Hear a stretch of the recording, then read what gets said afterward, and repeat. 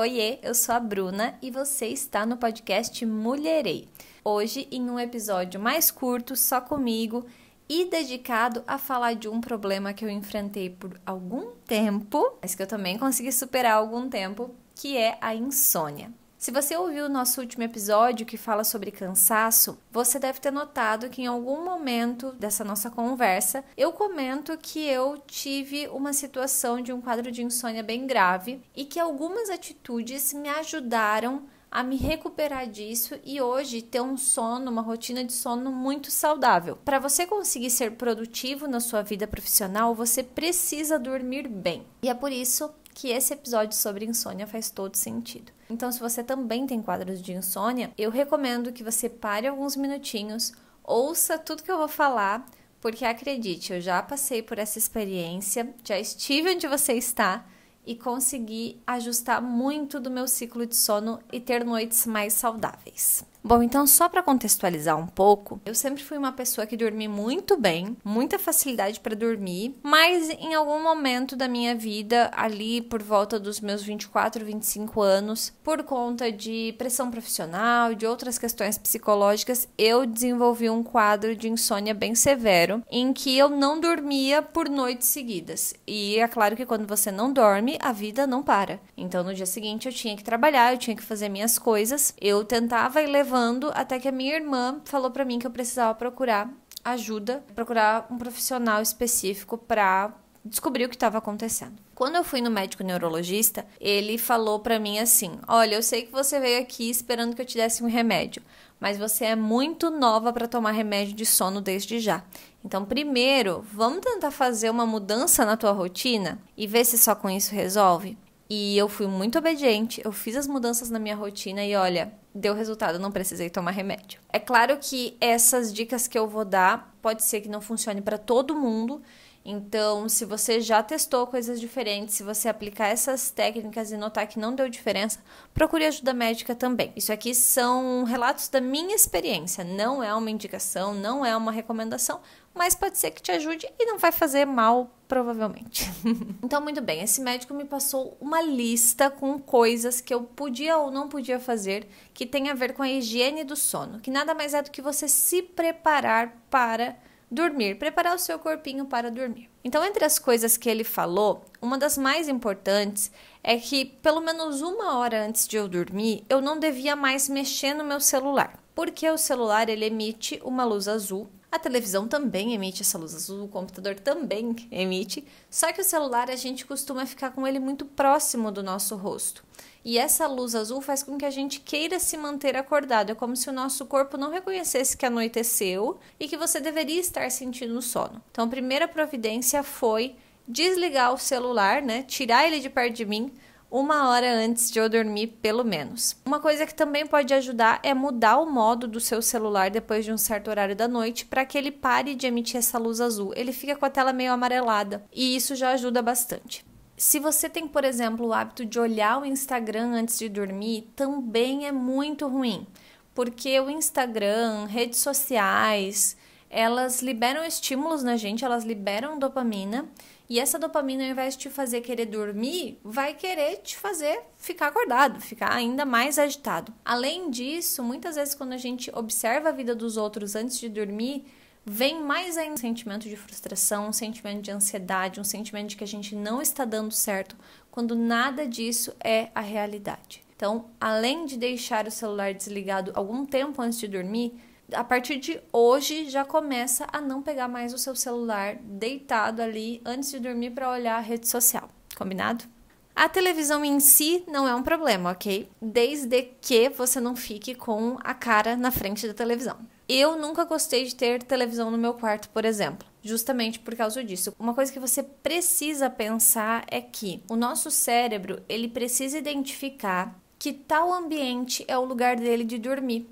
Então, quanto menos estímulos você tiver no seu quarto que vão te deixar acordada, melhor. Nesse caso, se você puder não deixar uma TV no seu quarto, né, que fique lá ligada e aquilo fique te consumindo, ou qualquer outro tipo de estímulo, mesmo celular, qualquer eletrônico, né, o seu cérebro precisa entrar no quarto e entender que entrou no quarto é para dormir. e todos os outros estímulos precisam ficar da porta para fora. Um outro ponto dessa higiene do sono, que também foi comentado pelo médico, é que quando você for dormir, você evite ficar olhando a tela do celular ou um relógio que você tem por perto para saber que horas são. Sabe quando você tá com dificuldade para pegar no sono? E aí a cada meia hora você olha pro relógio e daí você pensa, nossa, passou meia hora, eu só tenho 5 horas para dormir, eu só tenho 4 horas e meia para dormir. Tudo isso vai te deixando cada vez mais ansioso. Então eu, até hoje, se eu começo a ter dificuldade para dormir numa noite, eu não olho que horas são. Eu posso imaginar na minha cabeça, já é meia-noite, já é 1 da manhã,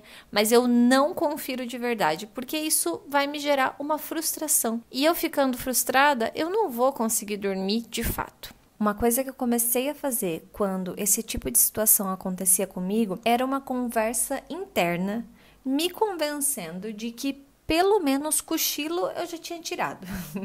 Então, nessas situações, eu falava comigo mesma, não, mas com certeza nesse meio tempo aqui que eu tô tentando dormir, eu já cochilei. Eu só não lembro, mas eu já cochilei. Não é possível que eu não tenha dormido nada. E de alguma forma, isso me trazia uma paz, me trazia uma tranquilidade e acabava que eu conseguia dormir. Algo que acontecia comigo e que também é uma dica de higiene do sono é que, muitas vezes, quando eu deitava para dormir, eu não conseguia pegar no sono. Ao invés de você ficar rolando na cama de um lado para o outro, você precisa sair desse ambiente. Então, você pode ir para a sala, pode ler um livro, pode assistir um pouquinho de televisão, qualquer coisa que vai te tirar desse cenário de estou tentando dormir, não estou conseguindo, vai gerando uma frustração e vai gerando uma ansiedade. Então, se você também passa por isso, na próxima vez que acontecer, tente sair desse ambiente realmente. Muitas vezes, até hoje, quando eu tenho uma dificuldade para pegar no sono, eu saio da minha cama, vou para a sala, levo meu travesseirinho, levo meu lençol. Às vezes eu ligo a TV, às vezes não. E parece que só mudar de ares, digamos assim, já faz muita diferença e eu consigo de fato pegar no sono. Tanto que muitas vezes eu acabo dormindo no sofá boa parte da noite e quando eu acordo por algum motivo eu volto para minha caminha. Agora, se você não mora sozinha, se você mora com a sua família, por exemplo, é muito importante que você converse com a sua família para que ela não te interrompa nesses momentos de troca de ambiente. Para mim, quando eu comecei a ter crise de insônia, muitas vezes eu ia para a sala e os meus pais, quando eles me viam lá, né, na sala, ao invés de estar na minha cama, eles acabavam vindo até mim conversar comigo e falavam, meu Deus, minha filha, você ainda tá aí, já tá tão tarde, você não conseguiu dormir. E sem querer, eles acabavam me deixando mais ansiosa do que eu já estava. Então eu precisei conversar com os meus familiares para pedir a eles que, se eles passassem pelo ambiente, pela sala, pela cozinha, enfim, se eles passassem por onde eu estava e vissem que eu não estava no meu quarto dormindo, que não falasse comigo, que fingisse que eu era um fantasma e só passasse reto, porque assim eles não iam acabar me deixando mais nervosa com a situação. E funcionou também. Para quem não mora sozinha, é importante trazer essa conscientização para a sua família também. É muito importante que você mantenha uma rotina de sono, então se você puder acordar todo dia no mesmo horário, inclusive nos finais de semana, seu corpo vai se regular melhor. É claro que é mais difícil você acordar num domingo 6:30 da manhã, se você não tem um compromisso, mas então que seja apenas 1 hora a mais, não que você acorde todos os dias 6:30 e no domingo 10 da manhã, porque isso vai quebrar a sua rotina de sono e voltar depois é muito difícil. Para mim, uma outra coisa que funcionou muito é evitar café depois das 3 da tarde. Sim, se você é uma pessoa que gosta muito de tomar café, isso vai parecer incrível e pode ser que você esteja me dizendo assim, nossa, mas eu tomo café 8 horas da noite e não me tira o sono, tá tudo certo. Será que não te tira mesmo? Será que não tá impedindo você de dormir bem? Vale a pena fazer um teste.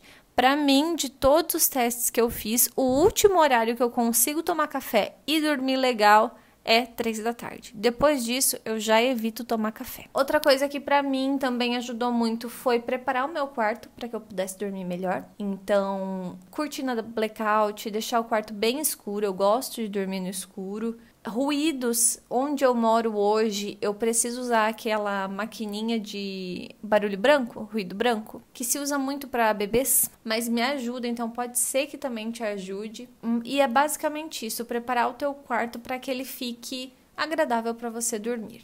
E a última dica que eu posso te dar, e que está inclusive nesse relatório que o médico me passou na ocasião, é não levar os seus problemas para a cama. Eu sei que essa dica parece muito vaga, e é por isso que uma dica é que você defina algum momento da sua noite para pensar nos seus problemas ou para planejar o que você tem para fazer no dia seguinte. Nem que para isso você tenha que anotar numa agenda mesmo, sabe? Escrever preocupações, 2 pontos, e anotar tudo que está te preocupando.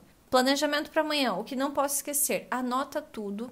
E só então você realmente dorme. É como se você estivesse preparando o seu cérebro para ele se dissociar do momento de cuidar dos problemas e se associar com o momento de dormir. Tudo isso que eu falei são atividades muito pequenas, muito práticas. Eu não citei, por exemplo, evitar o álcool e não fumar, porque são coisas básicas e não se aplicam a todo mundo. Mas as dicas que eu dei geralmente funcionam para a maioria das pessoas que tem uma rotina muito corrida, muito conturbada. Como eu falei, para as crises de insônia que eu tinha, eu consegui resolver graças a essas técnicas. É claro que muitas vezes eu ainda tenho dificuldade para dormir, quando eu tô muito ansiosa com alguma coisa, quando eu tô com problemas para resolver.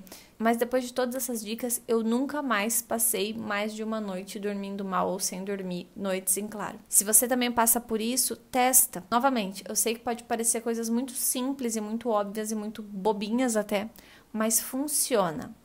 E uma vez que você começa a dormir bem, você começa a dar tanto valor para o momento do seu sono, que todas essas técnicas não se tornam complexas, não se tornam difíceis, se tornam coisas agradáveis de se fazer. E é isso, gente. Essas são algumas coisinhas que eu fiz e que me ajudaram muito a resolver minhas crises de insônia. Eu espero que o episódio tenha sido útil para você também. Dá uma olhadinha aqui no podcast Mulherei, que tem muitos episódios disponíveis. São mais de 20 episódios de temas variados, que vão desde coisas relacionadas à saúde, como este, como coisas relacionadas à organização, dia a dia, empreendedorismo. Então dá uma olhada, por favor, vai lá conferir. Siga a gente também no Instagram e no TikTok, em ambos é @mulherei.oficial. Muito obrigada pela sua companhia, tchau!